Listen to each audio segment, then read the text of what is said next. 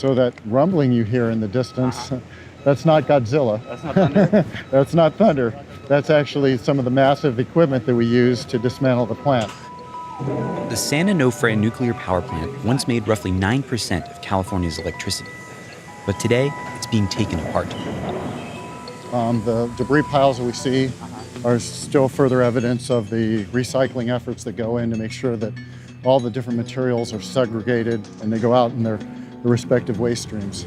It's a striking image because it's like the skeleton of a nuclear plant. It is. It absolutely is. It's the boneyard of a nuclear plant.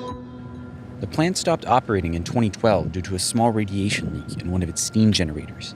At the time, nuclear had acquired a dangerous reputation. The first step in a nuclear nightmare. The accident occurred here at the 3 Mile Island nuclear power plant. For the first time ever, the Soviet Union admits it has had a nuclear accident. Fears of a nuclear disaster grew today at the crippled Fukushima Daiichi nuclear power plant.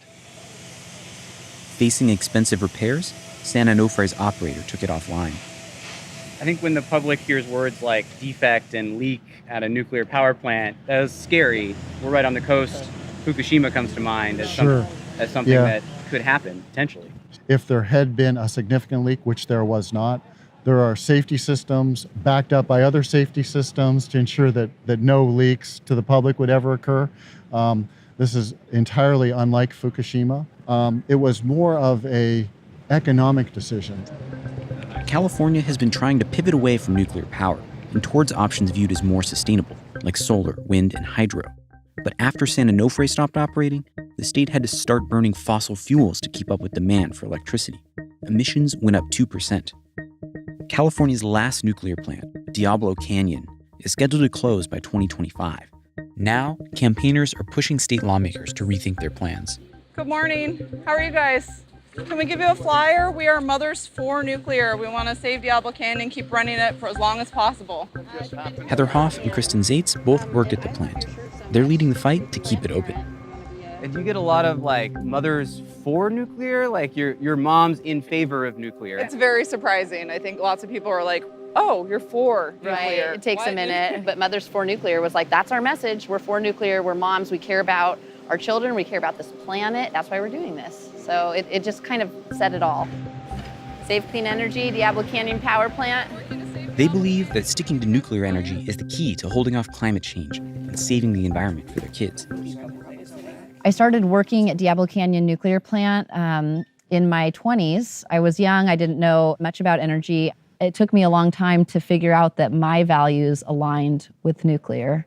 We produce electricity that's carbon-free on a small land footprint, and that's pretty attractive to someone like me who cares about the environment. People are going to hear this group is advocating to keep nuclear power and going to say, you're self-interested, you want to keep yourself employed and keep this plant operating. I mean, kind of. You could say that, right? But actually, if I was advocating to keep my job, I would be advocating to shut the plant down because my job right now is in decommissioning. And I'm a civil engineer, and decommissioning is all about civil engineering. There's a lot of work for us to do there.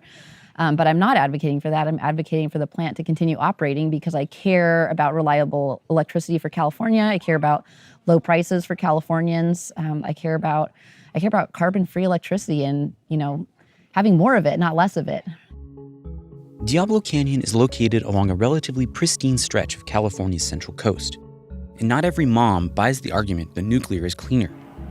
Linda Seeley is a leader of Mothers for Peace, which has been against the plant since its construction. You've been fighting for almost 40 years to get this thing shut down. You thought it was going to close, and then... Boom, it won't die. But it has to. It is so impractical and dangerous to keep it open past its date. It's like our worst nightmare is sort of slowly coming to life. Why is it not as clean as the people who are supported say it is? The big part is the nuclear waste, and they're making more of it every day. It's like, oh, eat, drink, and be merry, and let's make more nuclear waste for people in 500 generations from now to live with. And that's the gift that we're giving them. And it's still a lot of energy that you got to make up the difference somehow if you turn this plant off. That's right.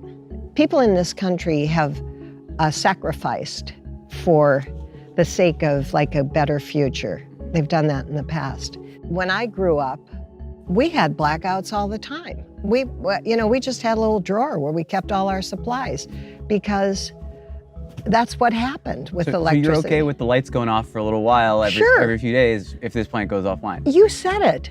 Absolutely. The reality is, the US still gets almost 20% of its energy from nuclear plants, and replacing it won't be easy. Other countries like South Korea and Germany that have tried to move away from nuclear have been forced to reconsider. Earlier this year, dozens of scientific experts urged California Governor Gavin Newsom to keep Diablo Canyon open. One of them was Stephen Chu, former energy secretary under President Obama. The dialogue is rapidly changing. If you asked 5 years ago or 10 years ago, there were many countries that were turning their back on nuclear. And then they thought, well, wait a minute, can we really go to zero? And now it's creeping back up. For the first time, the correct question is being asked. What do you want to do? You can't just will renewable energy and there will be no economic consequences, including climate change, which is long-term economic. Do you see nuclear as part of America's energy future in the long term? I do, but let me try to explain why. You can't go to 100% wind, solar, hydro. Maybe if you went up tenfold in hydro storage, you could do that.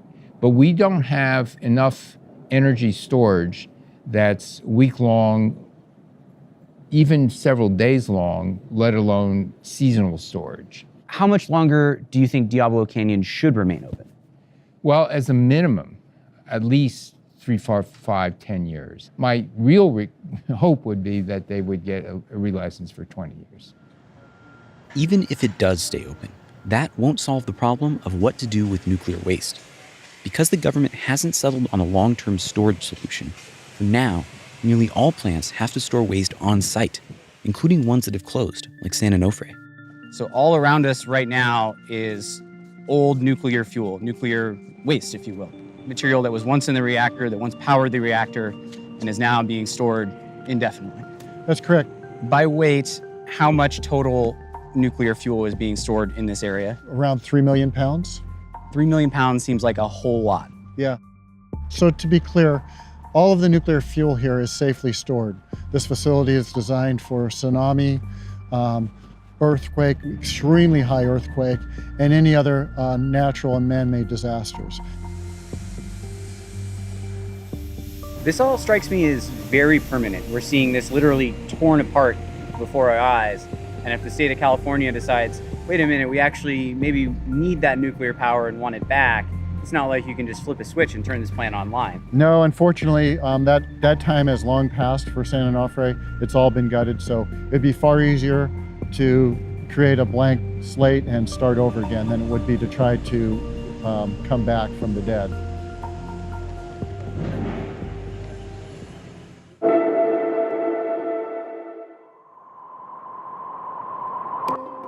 All right, I'm here in San Luis Obispo. We're trying to go see the Diablo Canyon power plant. We wanted to take a tour and see this plant up close. They wouldn't let us inside, so the only way to do it is with a boat. We're gonna go out and check it out. Go ahead. Michael? Good. Nice to meet you. Yeah, Michael. Thanks for having me on Yeah, your boat. welcome aboard. Let's do it. Let's go see the power plant.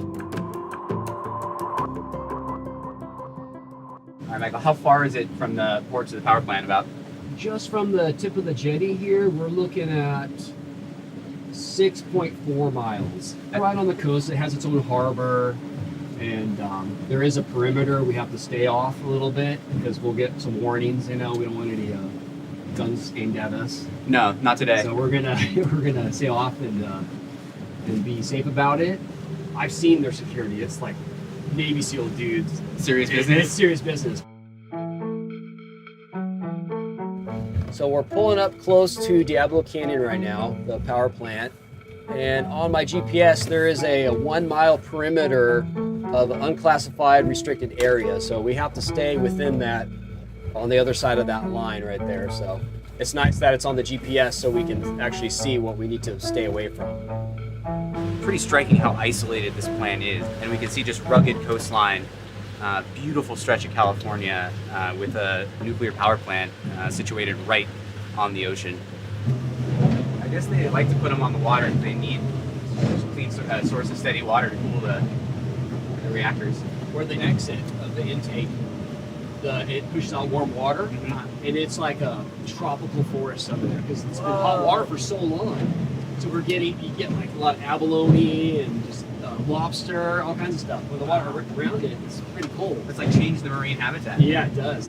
You're from this community. Do you think about the power plant at all? Like, is that? I mean, it's in the back of my head all the time. I mean, as somebody who makes their living on the water, do you worry that some sort of catastrophic accident happen and you're looking at ruining the water for everyone? It would destroy this area. It would. I feel like all the downwinds right here it would destroy this area. Yeah, worst nightmare kind of situation. Yeah, my job is gone. So hopefully it doesn't happen. But it's in the back of my head. Okay.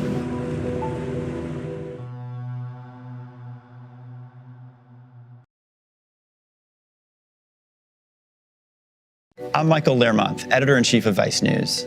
Too often, traditional news outlets shy away from the real stories and experiences of those living through global conflicts.